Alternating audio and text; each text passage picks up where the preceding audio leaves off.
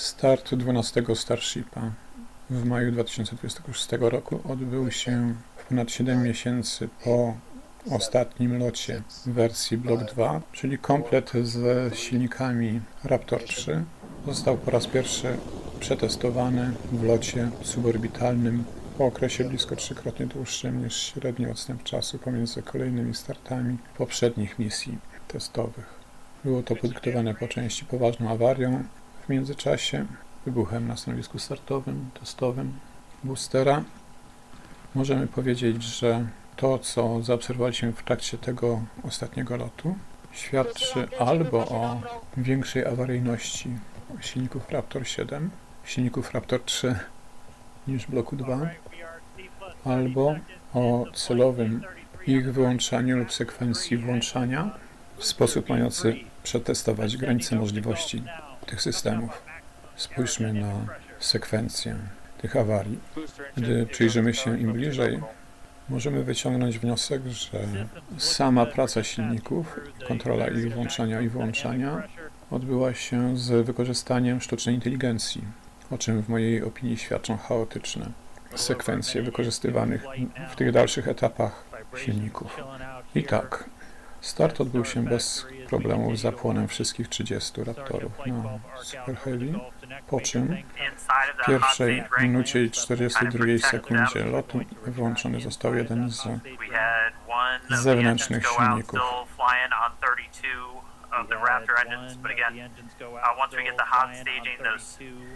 And that's going to give the booster a bit of a kick, sending it in a known direction, followed shortly after by the other two. W drugiej minucie 24 sekundzie nastąpiło sekwencja włączania wszystkich silników zewnętrznego pierścienia.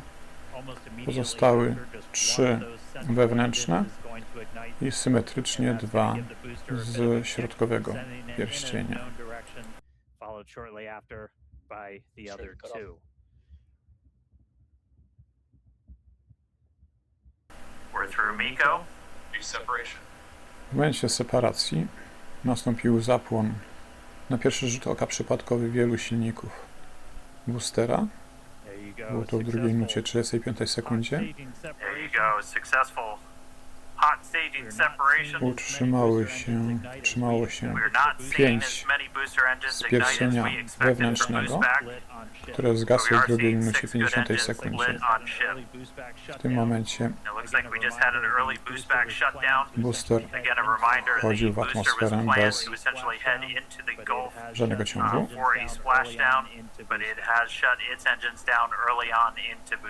Odpaliły wszystkie 6 silników Shipa, po czym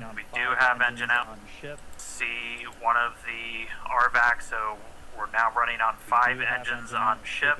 We do have as many booster engines ignite as we expected for boost back into boost back. Po czym w trzeciej minucie 5 sekundzie zgasł jeden z silników próżniowych. I na tych 5 silnikach kontynuował lot przez czas dłuższy niż wcześniej przewidziany, żeby osiągnąć te same parametry lotu suborbitalnego. Just a reminder, the ship planned to burn its engines for about 8 minutes and change. About 8 minutes and 11 seconds was our planned timeline for today. That could shift slightly as we do have one engine out running on 1 fewer RVACs. Pretty cool to see. Healthy chamber pressures on 5 out of 6 ship Raptor engines. Great news there Landing for startup. Starship.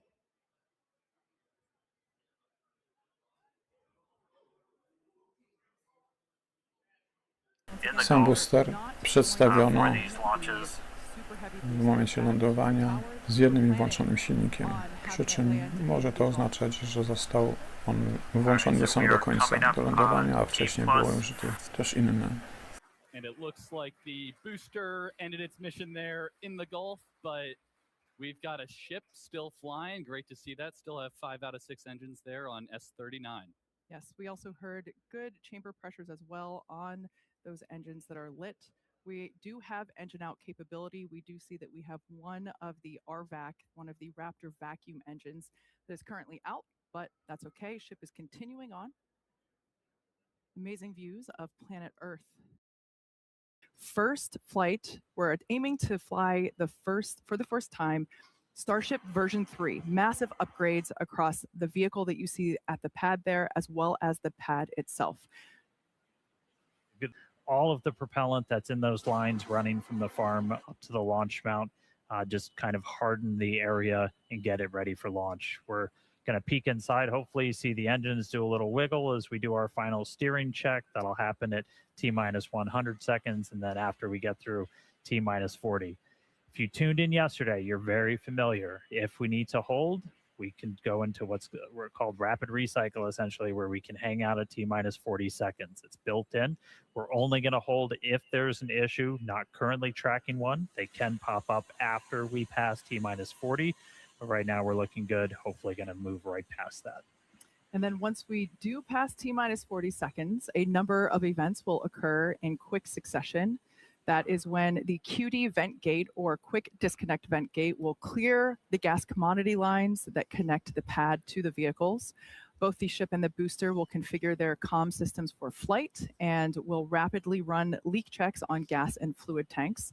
And the booster goes to internal power and its engines will get their final priming for launch, while the ship's engines begin their assembly profile and arms the automatic flight safety system.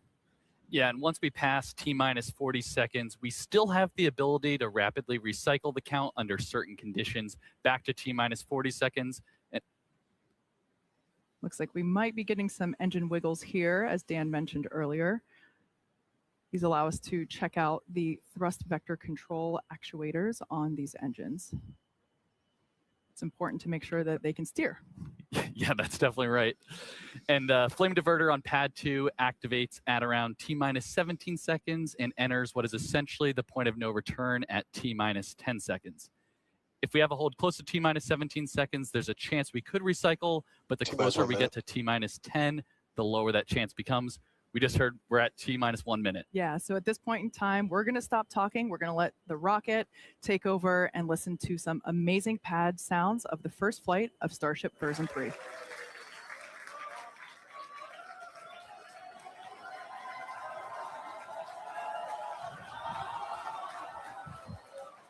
All right, we are holding. We were just waiting for the fuel pushbacks to complete into the prop farm.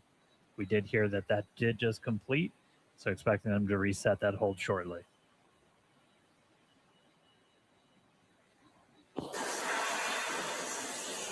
Clock, the hold is reset, clock is rolling. Flight directors go for launch.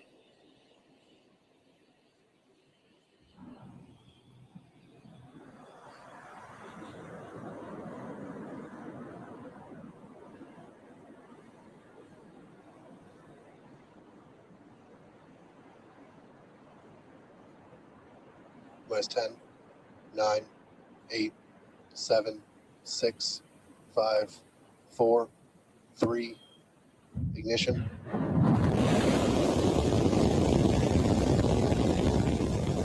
We have liftoff.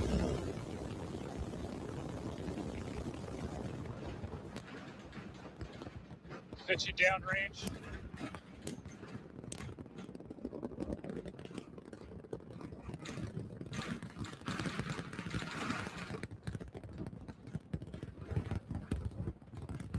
Booster Raptor, chamber pressure nominal.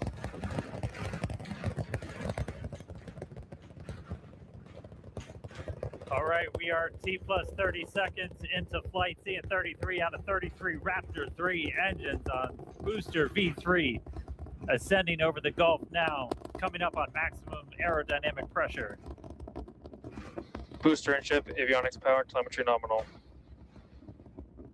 Systems looking good. We're just passing through the period of maximum dynamic pressure.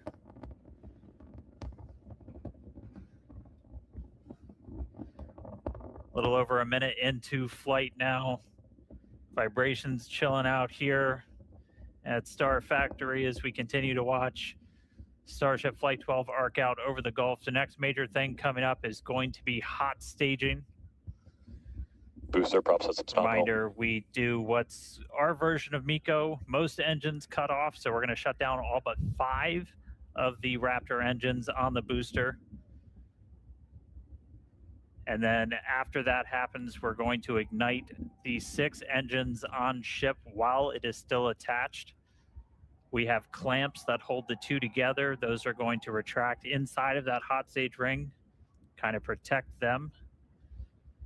Looks like we had one of the engines go out, still flying on 32 of the Raptor engines. But again, once we get the hot staging, those 6 engines on the ship are going to ignite. We're going to do it in a little bit different of a sequence on version 3. Essentially, those 3 RVAC engines will ignite first. Almost immediately after, just one of those central engines is going to ignite, and that's going to give the booster a bit of a kick, sending it in a known direction, followed shortly after by the other 2. We're through MECO. Each separation.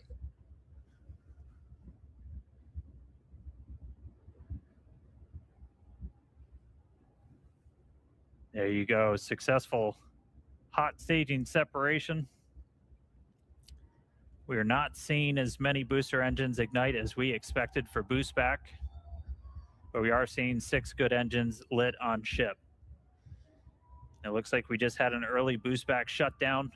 Again, a reminder, the booster was planned to essentially head into the Gulf for a splashdown, but it has shut its engines down early on into boost back. And we just see one of the RVAC, so we're now running on 5 engines on ship. We do have engine out capability, so it's going to continue into its ascent. You got booster on the left there, ship on the right. Ship avionics power Again, and we are telemetry not nominal. planning on bringing the booster back for this flight, as this was the very first time.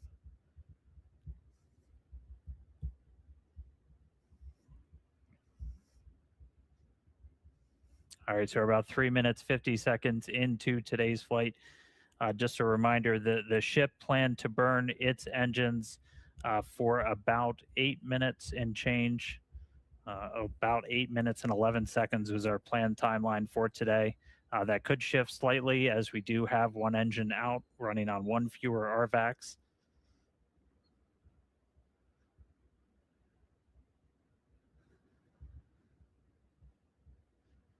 Again, continuing to watch. So booster did not complete its boost back burn. We would not see all of the engines ignite that we expected.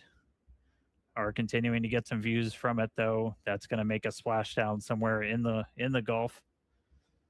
Reminder, we clear air, sea space, everything for these launches.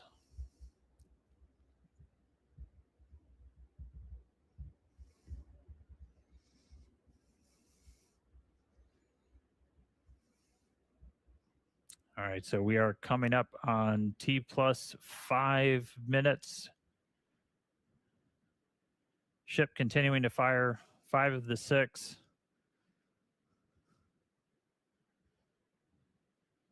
Standing by for callouts, making sure ship's on its planned trajectory. Again, we are planning a suborbital trajectory for the ship today.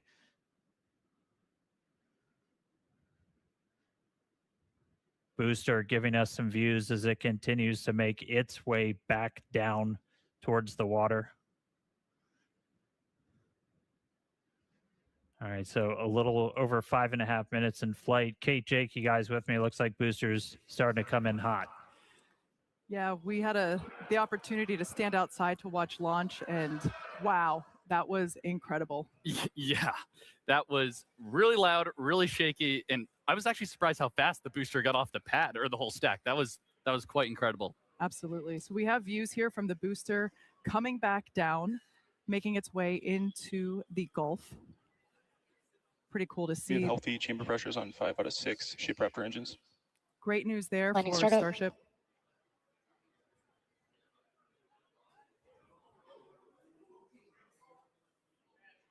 Once again, we were not going to bring the super heavy booster back to the tower. We were planning on having it land in the Gulf.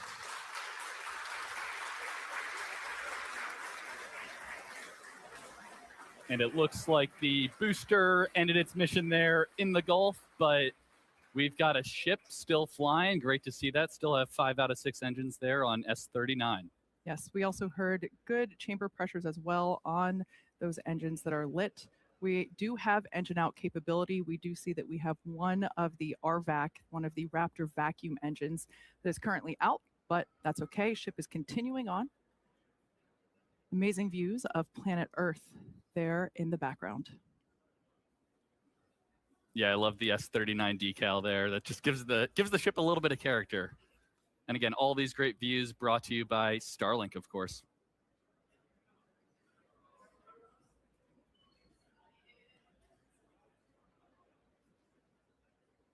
Yeah, obligatory shout out to the entire Starship avionics, camera, electronics team.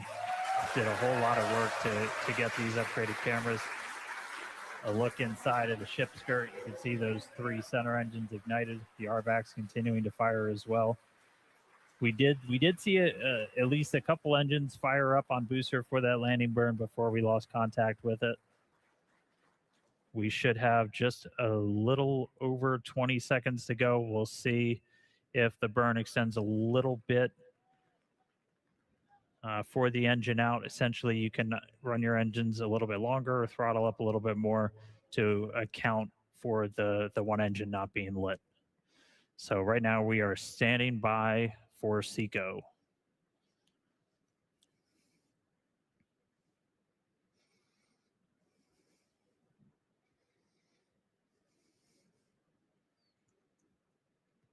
And again, we are continuing to go a little bit longer.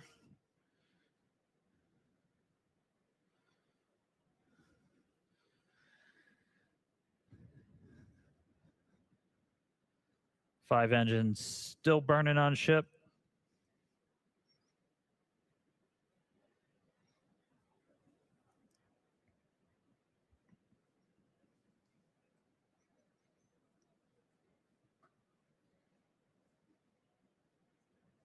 We are coming up on T plus 9 minutes.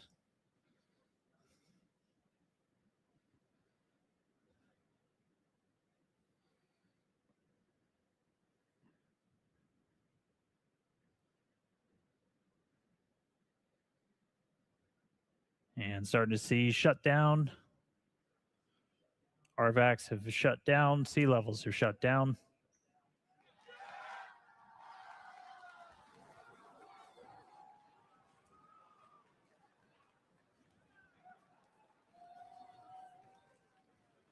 Seeing if we can get an update on the ship orbit insertion, but we have shut down again. We did run longer as we were engine out. We were flying with 5 of those 6 Raptors pretty much the whole time. Ship FTS is saved.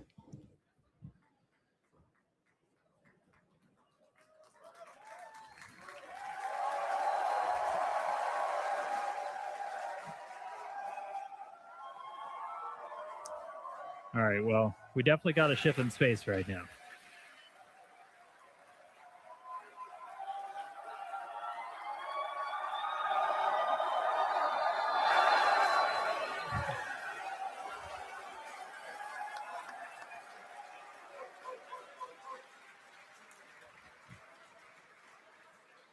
As you can see, the teams are incredibly excited to see Starship there in space. We are awaiting the call out of nominal insertion. So we're going to stand by for that. We can see the flaps moving here, actuating. But wow, the cheers here in the lobby are certainly almost as loud as liftoff was. Yeah. Man, a lot of action going on. And, you know, we said at the top of the show, excitement guaranteed. And we're only 11 minutes in. We still have a lot more to go here on the mission today.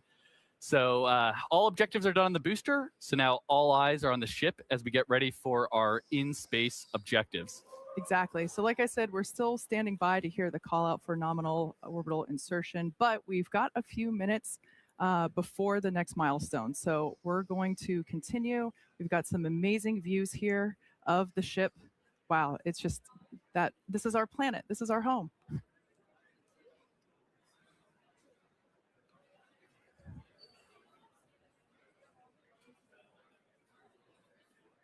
As a reminder, the objectives for SHIP today not only included the separation that we saw, but we're also planning to deploy 20 Starlink simulator satellites, as well as 2 Dodger Dog satellites. That's what our internal teams refer to as our newer satellites.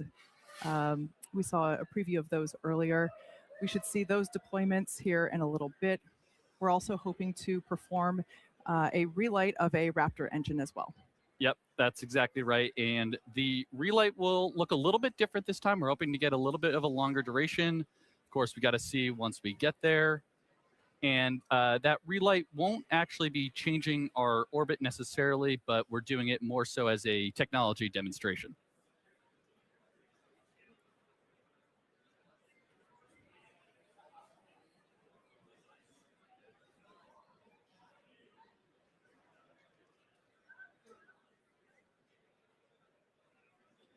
For those of you that maybe just recently tuned in, you missed a pretty exciting almost 13 minutes.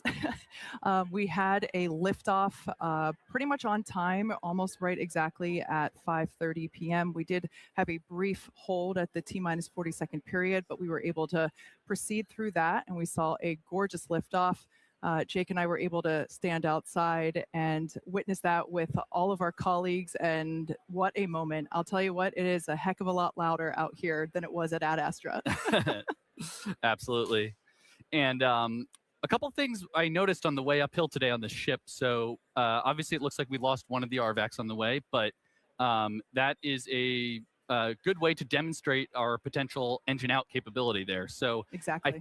I think we actually saw the 3 gimbaling engines kind of gimbal over a little bit to compensate for that offset and thrust. So that was really cool. That's something I know the team's been, we've analyzed that since Flight 1 all the way back. So it's something that we've thought about quite a bit, and it was kind of cool to see it in action in real life today. Yeah, absolutely. If you couldn't tell, Jake is on the Raptor team. Yeah. But one non-Raptor thing I noticed also back on the when we had the shot of the aft flaps, it's a little weird. We have tiles on the leeward side, so not on the side where we're going to see heating. And you might be asking, why are we putting tiles there?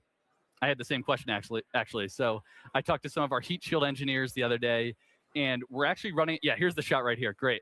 So the fact that we're seeing all these tiles still on the flap right now is really good, because that actually was one of our experiments where we wanted to test different connection methods on the way uphill on ship. So actually ascent.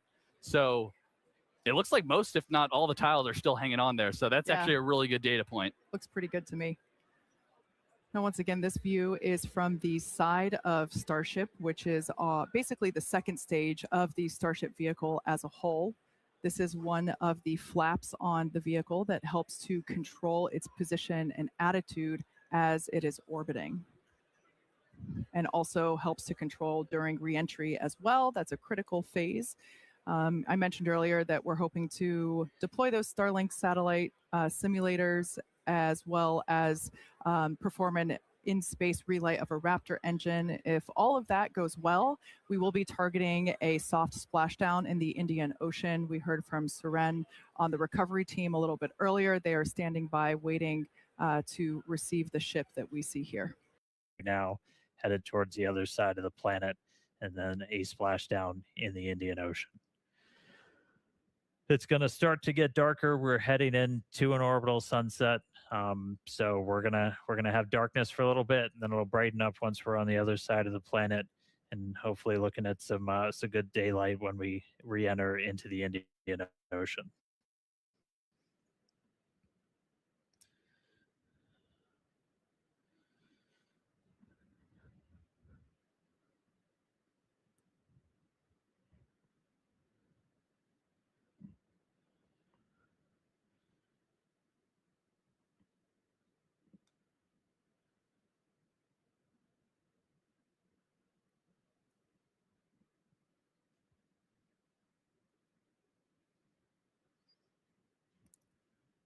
All right, so we're a little over 17 minutes into flight. If you're just now catching up with us, we did see a liftoff right at the top of our window. Super Heavy getting off the pad, initially lighting all 33 of those Raptor engines, got through a successful hot staging. Initially lit 6 engines on ship, had one RVAC go out on the way uphill, but still able to make it into space. And right now we're trying to see if we are going to get into payload deploy still. We're coming up right on the part of the timeline when we were expecting it. You'd look inside a Starship there. Oh, I see a door opening. Looks like Hal didn't wait. Pez door is open. Just a reminder, we've got 22 deployables in the payload bay today. 20 of those Starlink mass simulators, and then 2 are Dodger dogs, as we like to call them internally, sitting up their modified V2 Starlink satellites.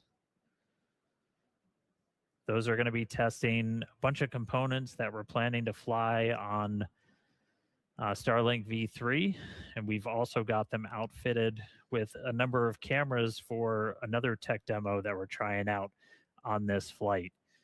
We definitely are looking for a way that we can look at Starship's heat shield while it's still in space. You can kind of only see so much from the cameras and the flaps. You can't see everything kind of on the underbelly, and one of the only ways you can do that is if you got something else flying near it. So we're going to attempt to our final 2 satellites going out the door have a suite of cameras on them that are going to be looking back at the ship. We're going to be in nighttime, and so we've got, sounds like we're getting into payload deploy. We'll be in nighttime. They've got some powerful flashlights on them to try and illuminate the ship's heat shield while we fly away from it. So we see some Pez motion.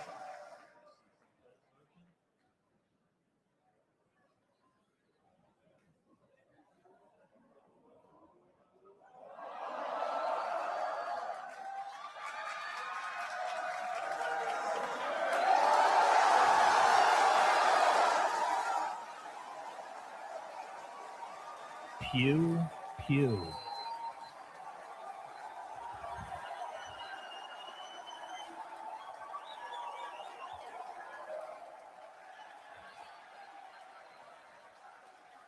Two down, 20 to go.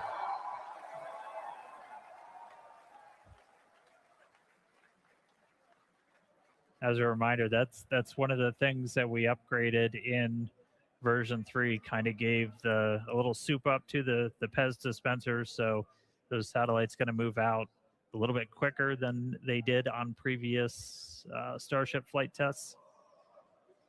So first 2 out the door, 2 more on their way out.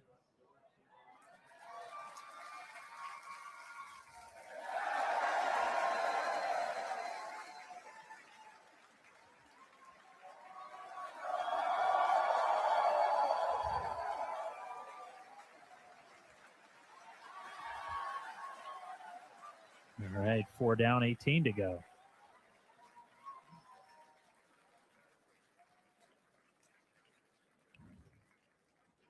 Flexing my basic math skills here today.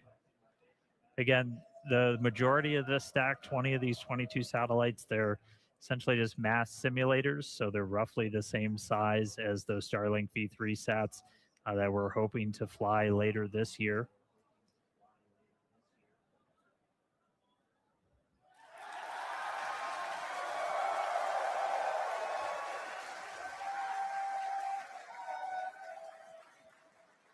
And from this top-down view, so you're looking down at the stack, those 2 satellites you see on the very top, that they'll look very different. They've got solar arrays. They've got a bunch of other deployables on them that we're going to be testing out that are going to be V3 tech, and they've got 3 engineering cameras and then 1 other camera that's hopefully going to be giving us some views of Starship in space.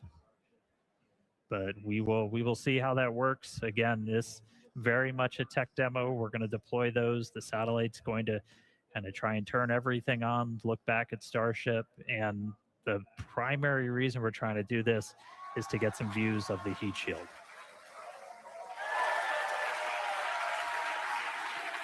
All right, 2 more out the door. Two more out the door, and I think that counts, or that comes up to 8 total. As you can tell, the teams are stoked to see this demonstration happening. It's pretty incredible to see this happening live from space. Now, as we noted earlier in the show, but worth repeating, this Starship version 3 is built to deploy up to 60 of Starlink's more advanced V3 satellites. Everything's V3, designed to offer 60 terabits per second of downlink capacity per satellite. Now, that is 20 times more than each Falcon 9 does today. Incredible. All right, I think that's number 10 going out the door. Yeah, there it goes.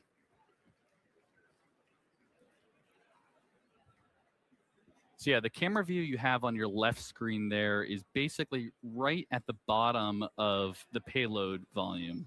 So the kind of dome-shaped structure you see there that's actually the top of the fuel tank.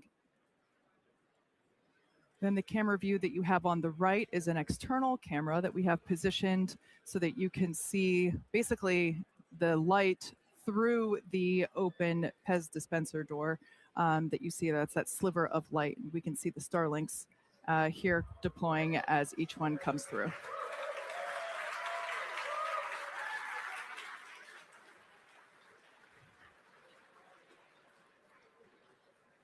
As we mentioned, we have 20 of these Starlink simulator satellites, and then we have 2 of these specially modified, as we call them, Dodger dogs here around here. Those, as Dan mentioned earlier, they have some V3 tech on them, some solar arrays, and those will be the last 2 that will be deployed today. Yeah, that's right. And seeing this, as I think Dan called them, turbocharged or supercharged Pez dispenser, it's definitely coming out much faster than our previous flights. So that is really good to see. Yeah, look at that.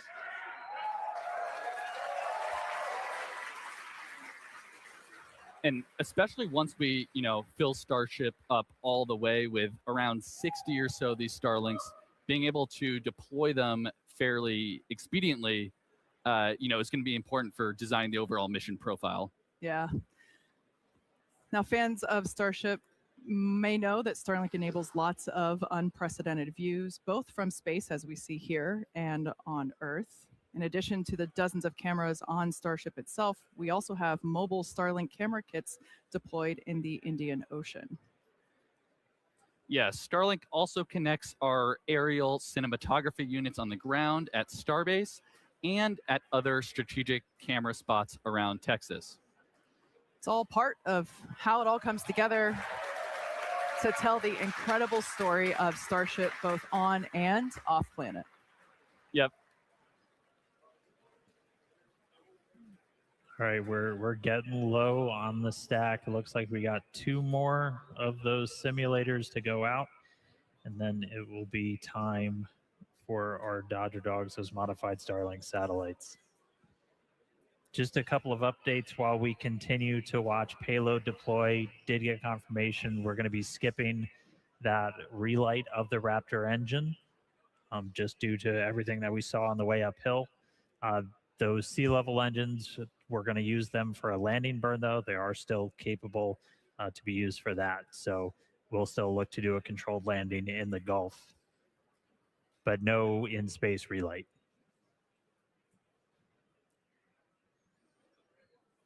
All right, I think that's 19 and 20 headed out the door.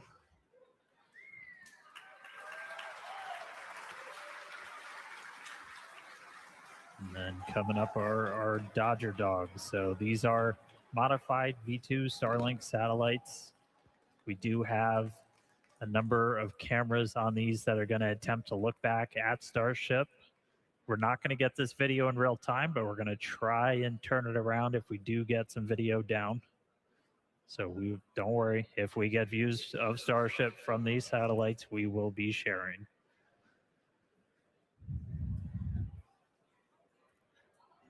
And these will be exciting because, again, they're really a tech demo. getting our chance to test out some of the technologies for version 3. All right, I think that's 18 and 20. My basic math skills are failing now. All right, here we go.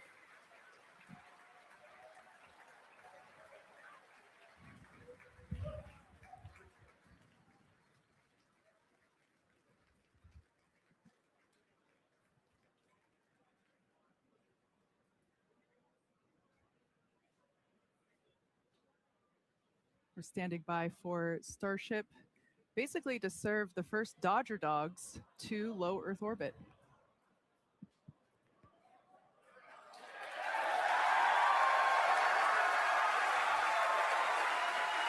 And one out the door.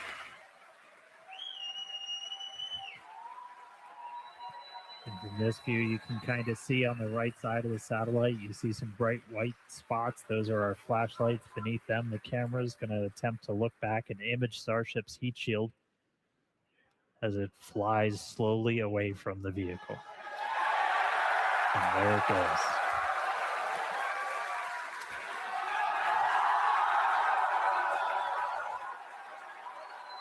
Let there be light. Yeah, it almost looks like the light is just shining right at us there.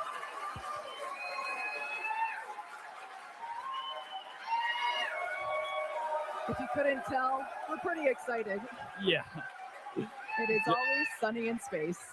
Always sunny in space, and that looks like an empty payload bay. So Sure does. that's exactly what you want to see there. That's great. So yeah, with payload deploy complete. Oh, you can see the door closing there. All right, there we go. So yeah, with payload deploy complete, Starship will now close its...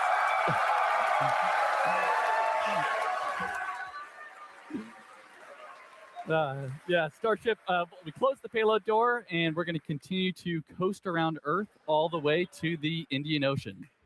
So still a lot of major events to come today. Sounds like we're not going to hit that Raptor relight based on what Dan was saying, but after that, of course, we'll have the atmospheric reentry and splashdown. And with that, we're going to go on another quick coast. So sit tight, enjoy some amazing space views and the space jams, of course. And we'll be back in a few minutes for Raptor relight. Excuse me, not for the relight, but we'll be standing by for atmospheric reentry. Due to the potential ambiguity of the numbering, let's look at the actual number of launches of the complete Starship rocket. This is without taking into account several attempts with just the Starship launching without a booster. 1.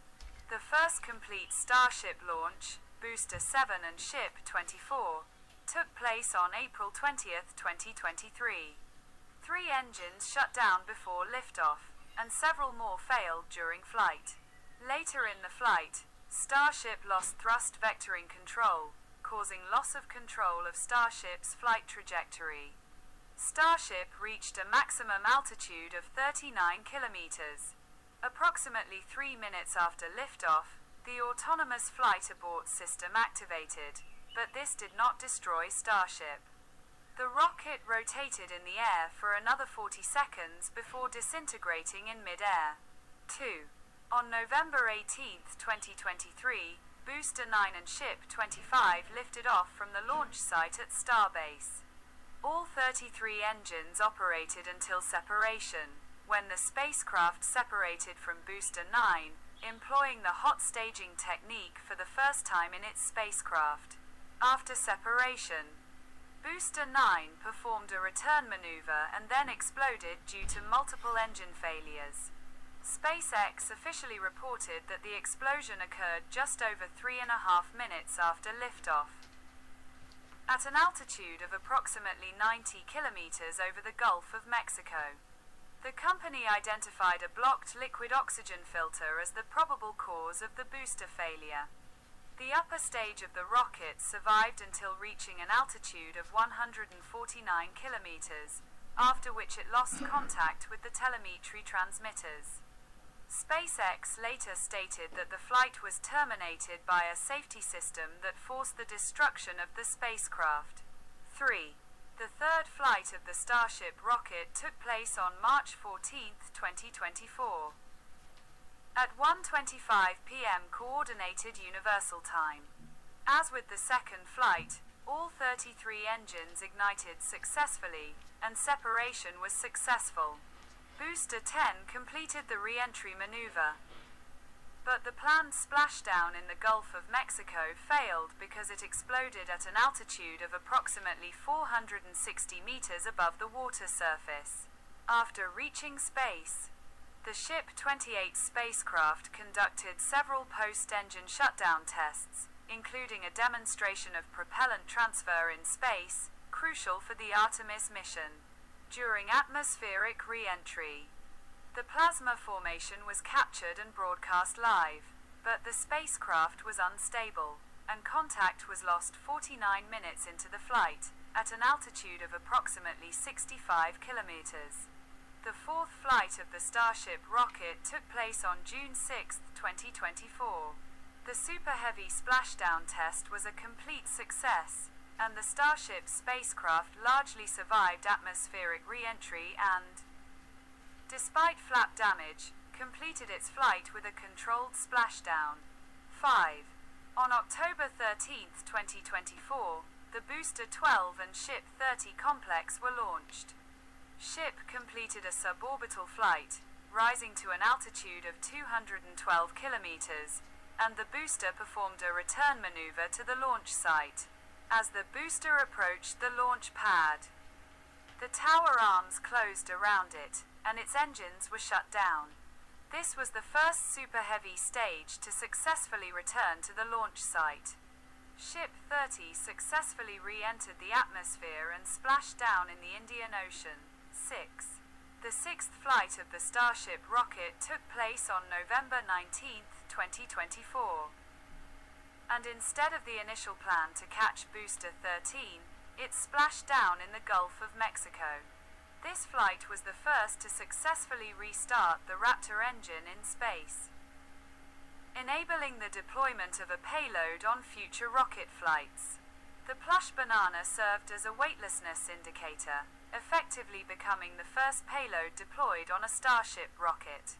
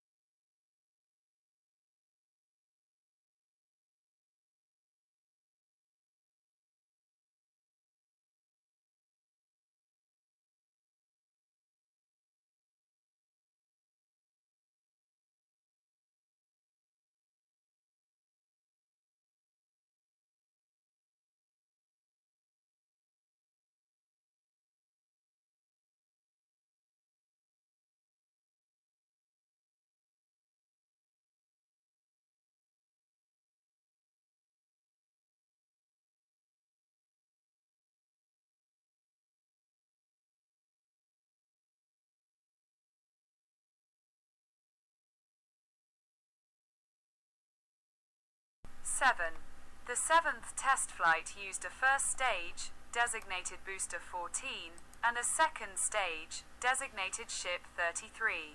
The flight took place on January 16, 2025. The mission profile of this flight was similar to the previous one, with the goal of splashdown in the Indian Ocean after an in-space engine restart. Ship was expected to deploy 10 Starlink simulators in suborbit. The booster's flight, return to the launch site, and rendezvous with OLPA proceeded as planned. Ship ignited all engines and separated from the booster, T+240S. At T+740, failures began, shutting down subsequent engines. Loss of signal from the vehicle occurred at T+826. At an altitude of 146 kilometers, 27s before the planned end of propulsion, the ship exploded, intentionally destroyed, during descent a few minutes later over the Bahamas. The explosion of Starship was observed during its flight over the Turks and Caicos Islands. Although no injuries were reported, debris caused minor damage to infrastructure in Puerto Rico and the British Virgin Islands. Authorities warned the public that touching the debris could be dangerous. As a result of the explosion, Numerous commercial airline flights were diverted or delayed. According to SpaceX, the cause of the failure was a fire above the firebrake. Sparked by vibration-induced ruptures in the oxygen and fuel supply pipes to the engines. After losing the engines and transmission, the autonomous system destroyed the rocket.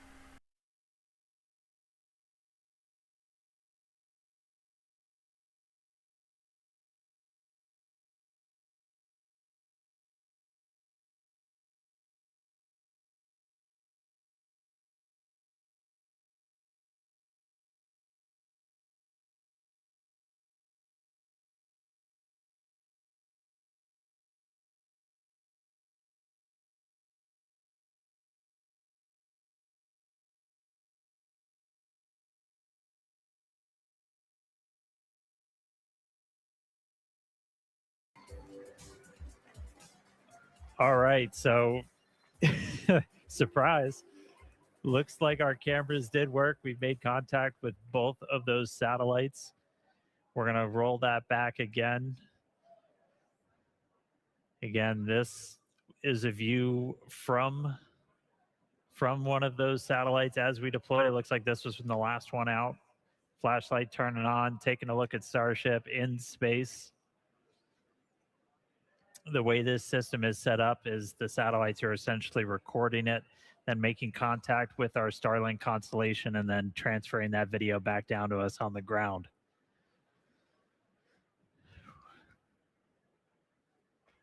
That's a Starship in space. So aside from just being really cool, this was our test to try and develop a free flyer that we could fire outside of Starship's payload bay, look back at it, and then do essentially a pirouette with Starship to get a look at the heat shield, where it's going to be really important when we start bringing these things back for a catch, which we are hopefully doing in the not too distant future, as they are intended to be fully reusable. But this will give us an opportunity to look at the heat shield while Starship is still in space. So there was a glimpse. We'll see if we get any more video down from those satellites. But I mean, that's one we've been chasing for a while. So really cool to see it come to fruition here on Flight 12. All right, coming up on 40 minutes into the flight, and we should start hitting the reentry period in the next 7 minutes or so. You'll start to see a light show building up.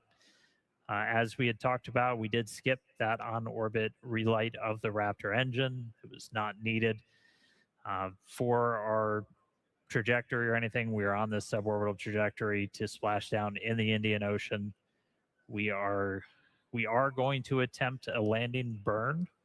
We'll see how they perform when we get there. And just a reminder, we are going to be stressing the ship on the way in. We're going to intentionally do a maneuver where we're going to kind of pitch the nose up and deploy those bottom flaps to really put a lot of pressure on them. So we'll see how it does through that maneuver. And then we'll be doing kind of a final banking turn before we get to a landing burn. So all that coming up in a few minutes.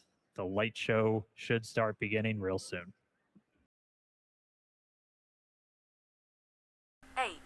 On March 6, 2025. Starship launched its 8th test flight. On March 6, 2025, at 11:30 p.m. Coordinated Universal Time, Booster 15 was successfully captured by the launch tower arms during Ship 34's ascent. 4 of the 6 Raptor engines prematurely shut down, resulting in loss of control and subsequent complete loss of telemetry. Debris from Ship 34 was visible from Florida, Jamaica, and the Turks and Caicos Islands. According to SpaceX, communication with Ship 34 ended 9 minutes and 30 seconds after liftoff. This flight was the second flight of Ship Block 2 and was an attempt to repeat the previous flight. The 9th Starship launched on May 27, 2025. The booster completed ascent, performed re-entry and ignition, and then re-entered the atmosphere at a higher angle of attack. It exploded shortly after firing its retrojet engines before splashdown in the Gulf of Mexico. Ship reached its planned speed and shut down its engines, but a fuel leak and loss of attitude control prevented the engines from restarting. Ship was expected to deploy a batch of Starlink simulators into suborbit, but this also failed due to a failure of the payload bay doors, which failed to fully open and close. This failure led to the rapid destruction of the ship itself upon re-entry. 10. The 10th launch took place on August 26, 2025, at 6:30 p.m. local time, and was scheduled for the rocket's second stage to fly over Africa and land near Australia during daylight hours. The mission achieved its primary objectives, including a hover test of the Super Heavy booster on 2 of its 3 main engines and the ocean landing of Ship. The hatch opening and the release of Starlink mock-ups into space were also successfully tested.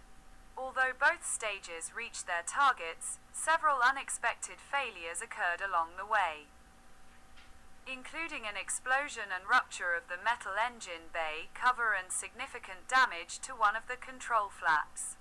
11. The 11th test flight launched on October 13, 2025. Largely repeating the mission profile of the 10th flight, albeit with a different arrangement of intentionally missing components.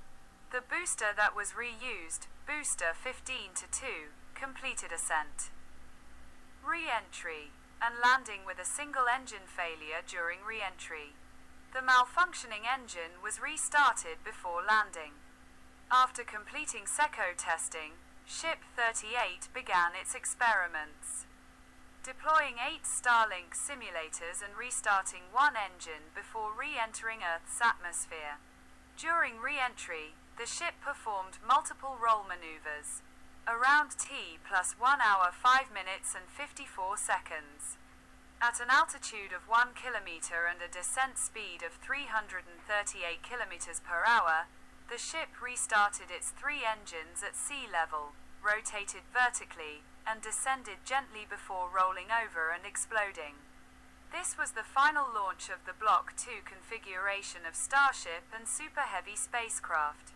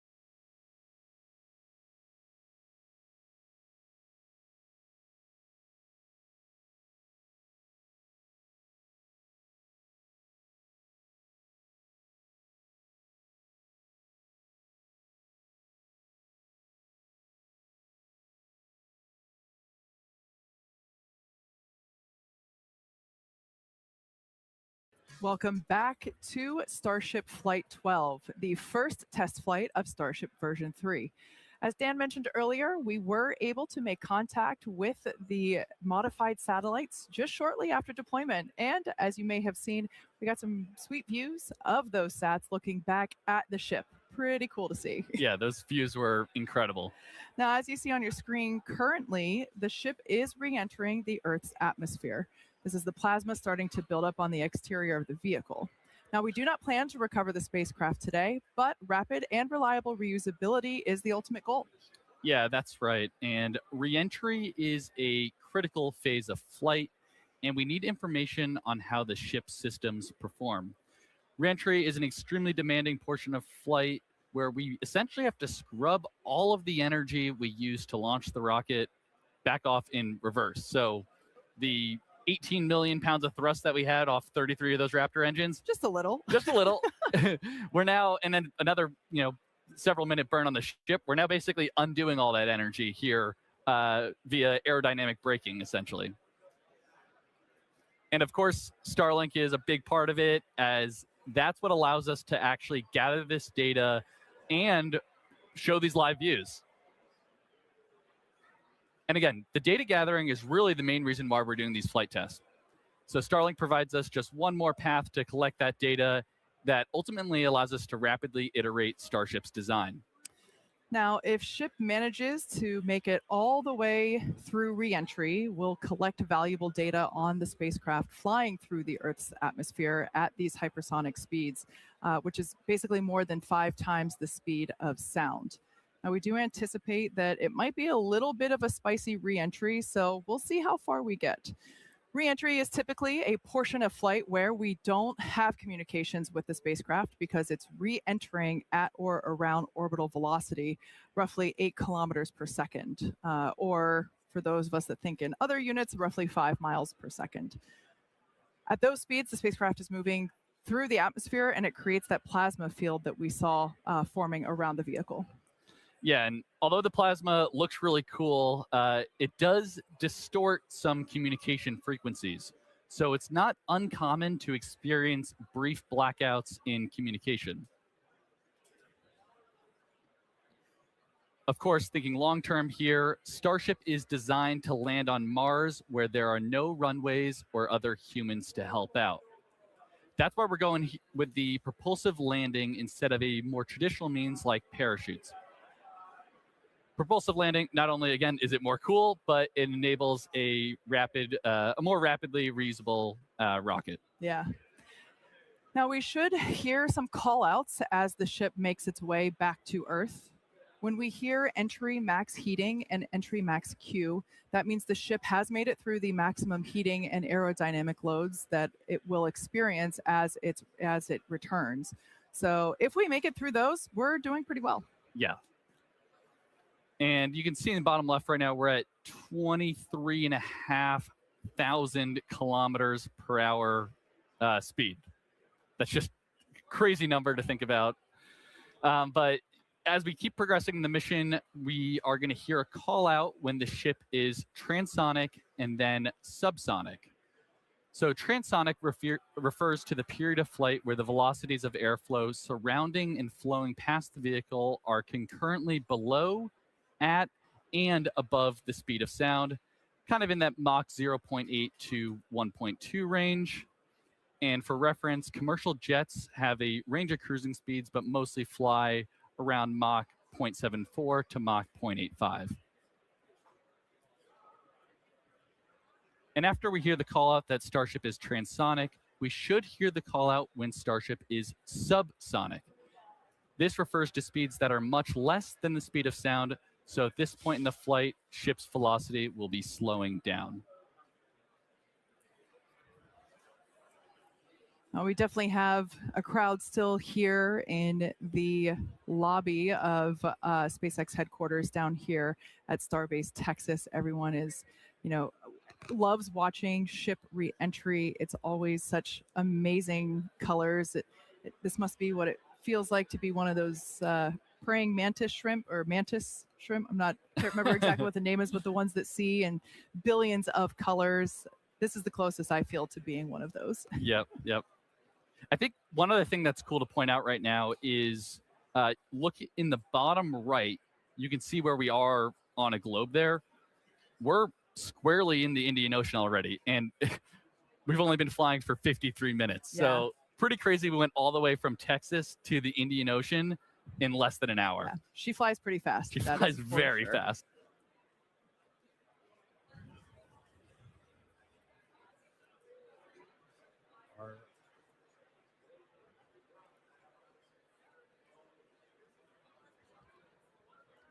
All right, so the light show continuing. We are through the period of peak heating, and we'll be looking at the peak pressure coming up in the next couple of minutes. The next 10 minutes are probably going to be the spiciest of entry today. As a reminder, we are going to be doing some stress work on this ship, where we're going to do a maneuver where we kind of kick the nose up to fully deploy those aft flaps to really get a good test of the structural strength of that part of the ship. We did that on one previous flight test on version 2. We're going to try and do that today. Since we did skip the in-space burn, we're carrying a little bit of extra propellant in our header tanks up in the nose. And so that's going to put a little bit of extra stress on those forward flaps as we come in. So we will see if they're able to hold through that reentry. So that will be another watch item. We did skip that in-space burn, but we are expecting at least 2 of those sea level engines to try and ignite for a landing burn. We entered the entry period in a good attitude, so hopefully making our way to the targeted splashdown point. We've got that Starship recovery team standing by, and we should be about 10 minutes away from splashdown. So a lot of excitement over the next couple of minutes. Kate and Jake, let's see how Starship holds up on the way in. Yeah, and we just heard on the nets there that engine chill has started. So essentially what that means is we are prepping the landing engines by getting them down to temperature ahead of that landing burn later in the mission here. And on a lot of our previous flight tests, we've been removing a bunch of the tiles. If you've watched those, we were really intentionally trying to push ship beyond its limits. On the last flight, we even had basically a hole get punched into the liquid oxygen tank that you could see when we did the landing burn into the ocean, and this ship was still able to make it. But right now, we're really going to be testing the structural strength of these flaps on the way in, and this is a flight test. We're trying to intentionally find where our limits are. And in this view, you're looking at a whole bunch of tiles. I think Jake talked about it earlier. We bonded some additional tiles to the leeward, or kind of the metal side of Starship, to see how those different bonding techniques would hold up. And looking like we've got quite a bit still attached. Yeah, and as we're going down through the atmosphere here, we are at about Mach 16.1. So still extremely fast, although we have, scrubbed off a substantial amount of our speed already. Altitude at a little less than 60 kilometers.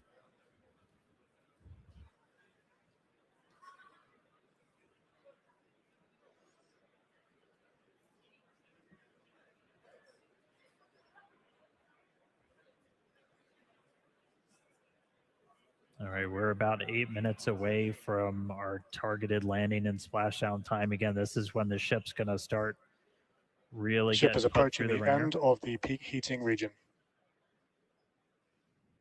Just heard the call out, getting to the end of the peak heating. So the highest temperature the Starship's going to see during its reentry.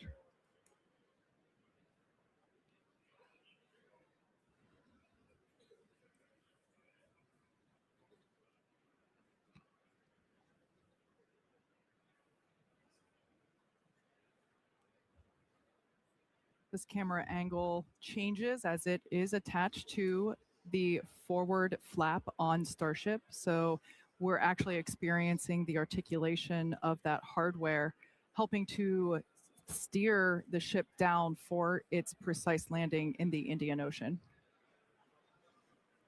Yep, that is just a really cool, kind of cool piece of perspective there. I know some people say it makes them a little seasick, but I definitely love it. It makes it feel like you're really riding along with the ship on the way down. Yeah, and aside from just looking cool, all these camera views providing just really critical data on how the heat shield, how the flaps themselves are holding up. That's why we've got these in the flaps and then all scattered all around the ship so you can see how they hold up. There's some internal to the vehicle too that, and we're getting all of this video back via Starlink, even as we're just enshrouded in plasma. We're able to kind of operate at a high enough frequency to punch through, and that is blue ocean and sunlight you're seeing just beyond the flap. So we are coming down into daylight, hopefully splashing down in the next 6 minutes or so in the Indian Ocean. We've still got a couple maneuvers lined up where we're going to be really stressing the flaps on the ship. So Ship has passed through the peak heating region. External temperatures are coming down.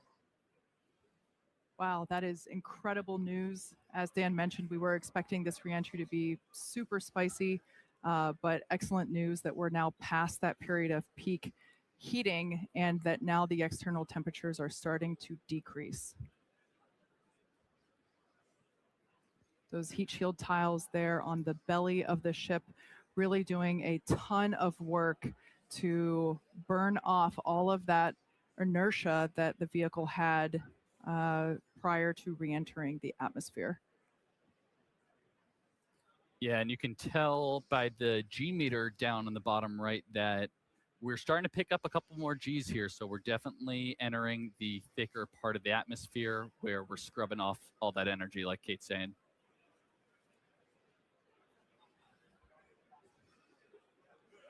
all right, just about 5 minutes or so to go. We're coming up shortly on the maneuver where we're gonna, it's affectionately called the flap slap, where we're going to kind of pitch the nose up on the ship, and you're going to see those aft flaps, the ones in the very bottom, fully deploy.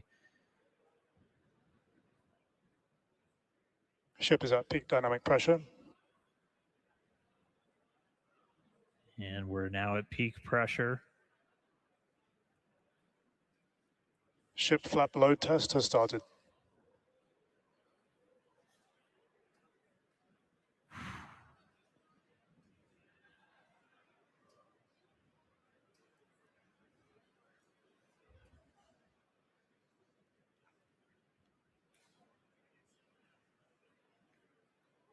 Looks like it's holding.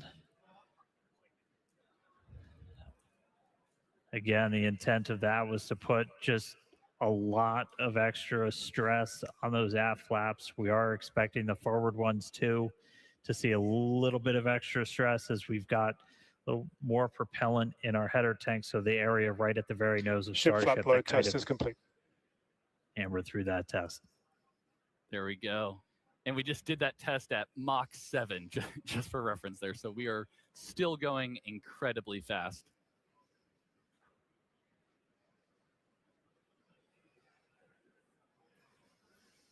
All right, we are just about 3.5 minutes or so away from our targeted landing burn. Again, we're expecting to try and see 2 of these Raptor engines light for the landing burn. Normally we plan for 3, but we're going to give it a try with 2.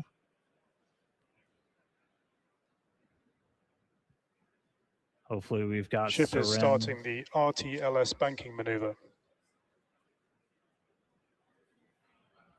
And that right there, so we're starting a banking maneuver, and essentially what that is when we come back to Starbase, or when we plan to come back to Starbase, the trajectory is designed so we'll essentially swing out over the Gulf and do a swoop maneuver to then come back to the towers for catch.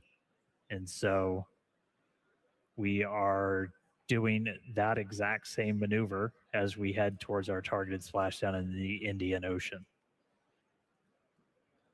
Yeah, and that call out there that we heard, RTLS, stands for Return to Launch Site. So definitely a pretty cool thing we're demoing here on the ship, you know, as in the future we are going to be trying to bring the ship back to the launch site, which is going to be absolutely insane. Absolutely. But of course, we want to test out these maneuvers, these principles prior to actually bringing the hardware back to the pad. This is the same reason why we were, intentionally not trying to bring the booster back to the pad. So we're trying all these things out in this developmental phase of the vehicle, and really proving what a test flight is. Absolutely. Dynamic pressure is coming down. All right, we heard there dynamic pressure coming down, and I'd say we're in a pretty good bank right now. Yeah, executing the power slide. We're about 90 seconds away from our anticipated landing burn. Clouds coming up, pretty sunrise on the other side of the planet. Starship is subsonic and is on target.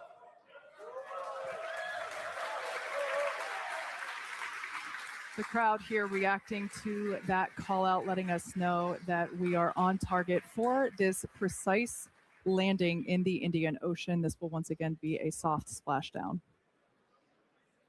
We should get some pretty cool views from the recovery team who we chatted with earlier. They are standing by to receive this ship. Once again, this is the first flight of our completely redesigned Starship version 3. Yeah, and if you remember the suborbital flights from a few years ago, this is very much the same regime that we're in here. So we're sub 15 kilometers executing what we call the belly flip maneuver.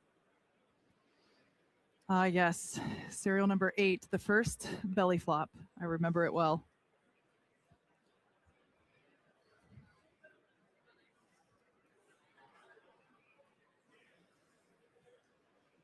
Just some really amazing views of the Earth as the ship is coming back home.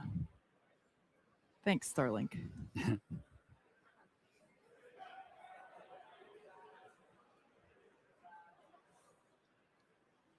Yeah, you can see the aft flap there making minor corrections. Starship is turning for final approach to landing site. Look at that turn. There we go. Minor corrections and a full turn. Yeah, Starship doesn't fly like an airplane. It's a lot more like a skydiver. Full belly flop on the way down, using those flaps similar to arms to help change the path of the air over you. Coming up real soon. Again, going for a landing burn, trying to light 2 of these Raptor sea level engines. Landing burn startup. Landing burn startup. 2 engines lit.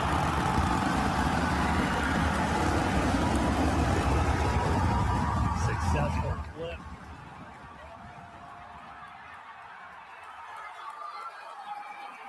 Buoy can Starship is landed. Good shut down.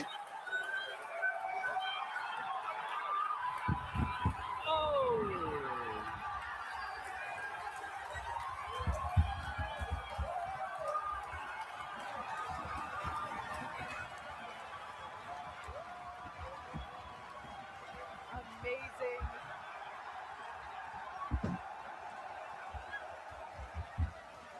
That ball of fire is exactly what we wanted to see for the ship today. As weird as it may sound to hear, but it is the truth. Absolutely wild. At the beginning of the show, We're pretty hyped. we guaranteed excitement at the beginning of the show, and I'd say Starship delivered. Absolutely. An incredible day for Starship.